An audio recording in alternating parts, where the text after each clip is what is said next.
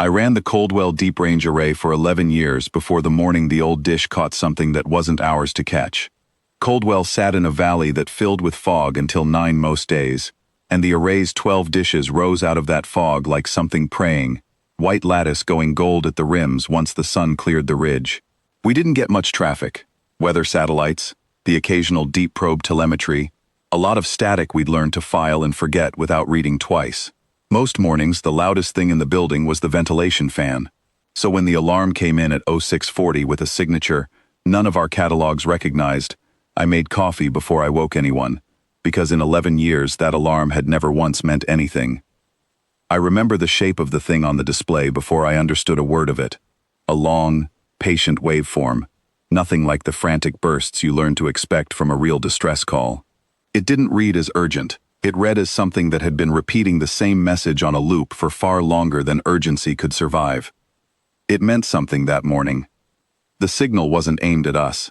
That much was obvious within the hour. The header carried a routing structure built for relay hopping across a chain of coordinates, most of which corresponded to nothing in any catalog we had: decaying stars, dead systems, addresses with no reply waiting at the far end. Ours was the last hop on the chain, and it shouldn't have been.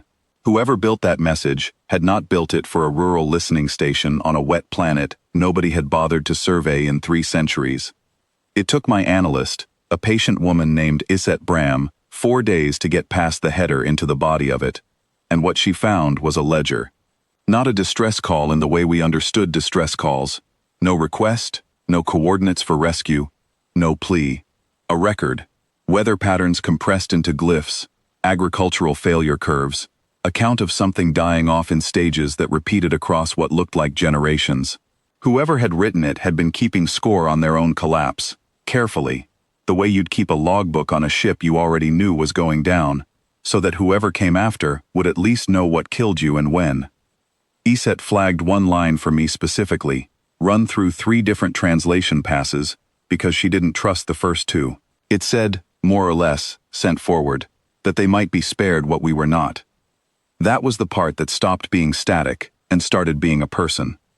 Iset came to my office to show me that line in person, which she'd never done before for anything short of a hardware failure. She had the passes printed on 3 sheets, laid side by side, so I could see how little the wording changed no matter which dictionary you ran it through. She said the whole ledger read like triage, a species doing the arithmetic on its own, dying, and refusing to let the arithmetic go unrecorded. She wasn't asking what to do about it. She already knew there was no rescue to run. She just needed someone else to have read that line before she closed the file. We ran it up the chain, the way protocol required. Flagged, logged, reported. And the answer that came back down wasn't the answer I expected. Command didn't ask us to ignore it. They didn't send a ship, because there was nothing here to defend, and nobody to rescue. Whoever wrote that ledger was long past rescuing, and whoever the message had actually been meant for existed somewhere down a chain of coordinates that no longer led anywhere real. What Command sent instead, 3 weeks later, was a data package, compiled by people I never met, in a building I never saw, out of our own worst centuries. Famine cycles, war losses, the slow climb back from things that had nearly finished us more than once. Not a rescue, a reply in kind. One ledger answering another, the only currency we actually had for a message like that. I asked the officer who signed off on it why we bothered, since whoever it was meant for would never see our answer either. She said the message wasn't ours to keep silent about just because it wasn't ours to begin with. Then she told me to transmit it back down the same chain it came up, all the way to the last address on the list, in case anyone was still listening at the far end. I did. It took the better part of a day just to cue the routing. I remember thinking it was the strangest thing I'd ever done in that job, answering a call nobody had placed to us, addressed to people who might not exist anymore, with the only thing we had that fit the shape of what they'd sent. Then I filed the report and went back to the weather satellites, because that's what the job actually was, most days. I didn't think about it again for a long time. I retired 9 years after Coldwell, moved inland, kept bees for a while. It was Iset, of all people, still working the array long after I'd gone, who tracked me down to tell me the rest, because by then, it had a rest to tell. The world had been called Ilvache, or something the translation software rendered as Ilvache.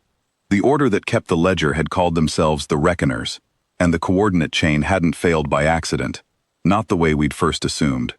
Two glyphs in their old calendar numeral system had been misread by an automated matrix built centuries after the Reckoners were gone, a matrix converting an ancient counting method into modern coordinates for an archive nobody thought anyone would ever query again. The chain had been built to reach the Reckoners' own descendants, a colony seeded generations forward, so that the people who came after would inherit the warning instead of the silence. 2 digits, transposed in translation, had sent it to us instead, to a wet, unremarkable planet that had never been on anyone's list, that had no ancestral claim to that grief, that the Reckoners had never once aimed a signal at in 300 years of trying. An intelligence officer of the Ilvanar Compact, a woman named Ket Soravine, found our reply sitting in the cold archive during a routine audit, still logged under an address that hadn't been queried in decades. Her job, as Iset explained it, was closing out dead chains, confirming whatever the Reckoners had tried to send had died quietly with them, so the archive could be marked complete.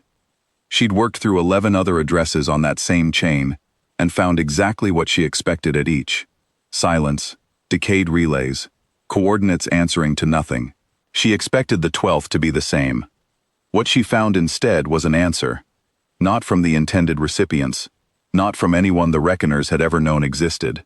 From a listening post on a planet 3 centuries outside their reckoning, that had taken a warning meant for someone else, and treated it like it mattered anyway.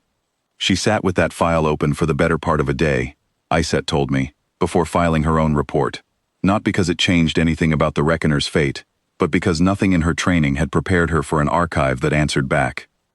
Soravine's report, when Iset finally got a translated copy to me, used a phrase that I've kept since, because it was the plainest thing anyone said about the whole affair.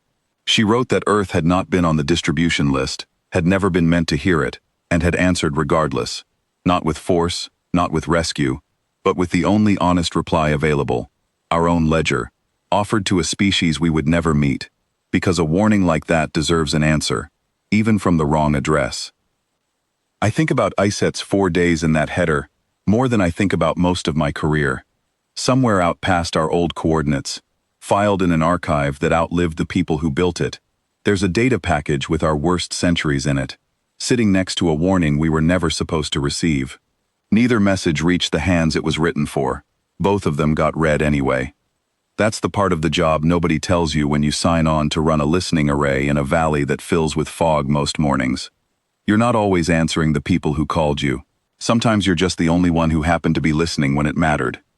Iset stayed at Coldwell another 6 years after she tracked me down, and every time she called, she'd mention the file the way people mention old friends. Not often, but never quite letting it go. I asked her once whether the Compact had ever done anything with our data package, whether anyone had opened it, put any of it to use. She said she didn't know, and that we shouldn't need to know for it to have been worth sending. I keep bees still. Some mornings, watching the fog burn off the ridge the way it used to burn off Coldwell's dishes, I think about a woman named Ket Soravine, sitting alone with a file she never expected to find open, and about a ledger written by people who never once considered that anyone but their own children might read it.